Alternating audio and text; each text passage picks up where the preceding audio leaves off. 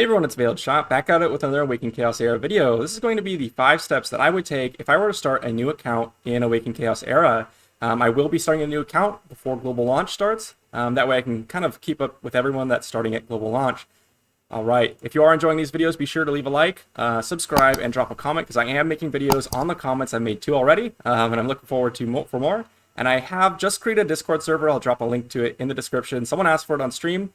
So if you want to chat with me directly, if you want to post video suggestions, or if you want to know when I go live on Twitch and post a new video, be sure to enter that Discord.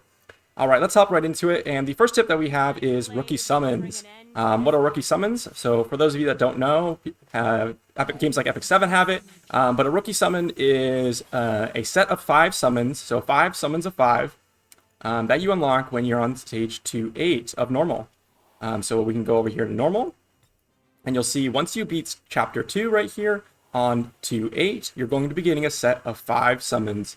And that will include a preset of 7 legendaries, which include Mythasia, Hector, Molhex, Hydrisia, Valeria, Evra, and Balberith. You're going to get a selection of 3 of the 7 legendaries, and you're going to be able to pick one. I think Valeria, I think Hydrisia, and Evra are my top 3. Hector is a close 4th, and the other 2 are still really good, but I would prefer the other 3.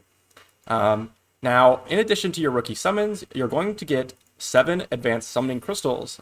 These are able to pull any legendary, any epic in the game. So if you really wanted to, you could continuously do this over and over again by clicking the star up here, hitting settings, going to your account, and clicking data reset.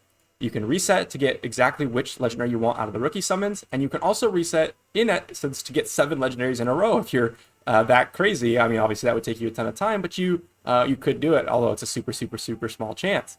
Now, I think if you are going to be rerolling your regular crystals, I think Zatlux is a really good option to look for. And I think Zatlux is better than the legendaries as a first 6-star, especially for clearing the campaign. This brings me to my step 2.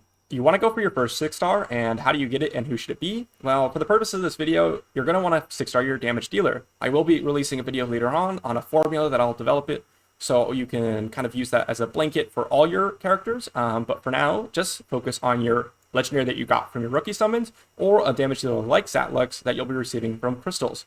Why a damage dealer? Well, you're going to get extra base stats, so it's going to help you clear your campaign and deal more damage. Now, how do you get it? I do have a couple videos on a in-depth shop guide and a 6-star calculator, but for the purpose of this video, we're going to just be saying 4-star and 3-star pumpkins from the shop are much more valuable when you can only farm lower stages of campaign. And that's your goal, is you're going to be wanting to clear campaign as far as you possibly can with your first 6-star. Another good way to get 6-star materials is from the glory path in the arena. You're going to get pumpkins from there. The daily can give you a 3-star pumpkin every day. And in events, oftentimes they release rookie events, new events that give a ton of pumpkins. That's another good way. And this leads into my 3rd tip, which is clearing mythic and getting friends. Now, I don't have a ton of friends on my friends list, but you're going to want to add as many friends as possible. And this isn't a difficult thing to do, because you're just going to go through here and you're just going to click on all these and just send a bunch of requests to a bunch of random people. Eventually, you're going to get a couple of people to accept you. And then what you can do while you're clearing campaign is you can just click on Zatlux here, or rather this spot, so you can open up a spot and use any support hero from your friends list. Typically, the ally support hero will be your strongest hero, and since you're focusing on one character, they'll be significantly stronger than your characters. And you can just modify your support hero in this little card right here. And you're going to want to clear Mythic as far as possible. So you're going to clear campaign, clear Mythic. If you do want me to do a guide on hard 10-8, which is the end stage of hard, I will, but there are plenty of videos out there if you want to check those out.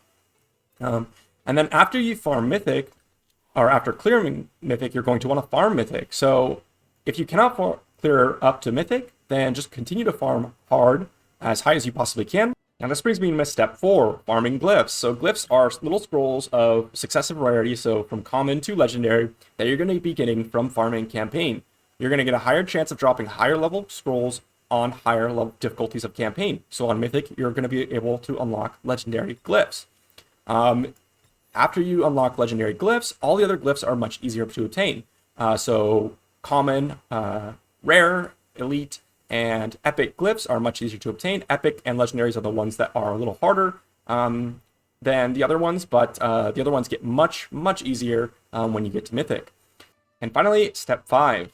This is a free game mode that doesn't require any energy, so you can do it completely free, and it resets every 48 hours. Now, what is it? For those of you that play other games, it's kind of like Conquest and Starter's Galaxy of Heroes, where you go through and you're going to obtain special upgrades to your characters that are only applicable during this 48-hour period. These can be artifacts including extra damage, extra stats, or rather fun abilities, and you're going to be going through, and I have a couple of in-depth guides on this, and I stream this quite often, so you can check me out on my Twitch, or you can check out some of the other videos I've made. But basically, you're going to want to be focusing on the tougher battles to get gear charms, because gear charms are relatively hard to obtain, and it's the only way you can upgrade your gear. So without upgrading your gear, which you get from the campaign, you're not going to be able to, level up your characters. And finally, I have a couple of bonus tips.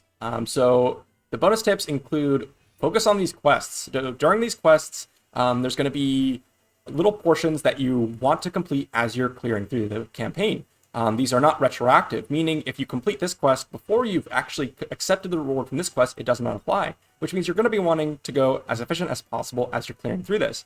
Now, an important ones to mention is when you get through some of the stages, I believe maxing out, you're going to get a free 5-star pumpkin.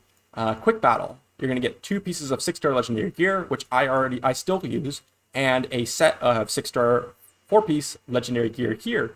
So these are very important quests to complete because these gears are going to be used pretty much at least very beginning of the game into early mid-game and even possibly early late game. And the second bonus tip is do not neglect arena.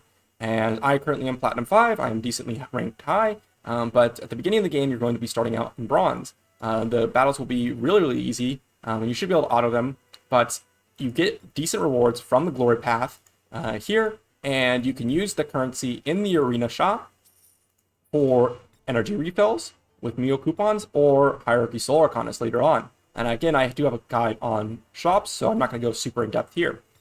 All right, that's going to wrap it up for this video. If you did enjoy the content, please be sure to like, drop a comment, and subscribe. I am going to be working on a couple different videos. I have a couple I'm pretty excited about. I'm going to be developing an Endless Trial artifact tier list in a couple of days. So if you do want to see that, please be sure to stick around. Other than that, I hope to see you for the next one. Thanks for sticking by.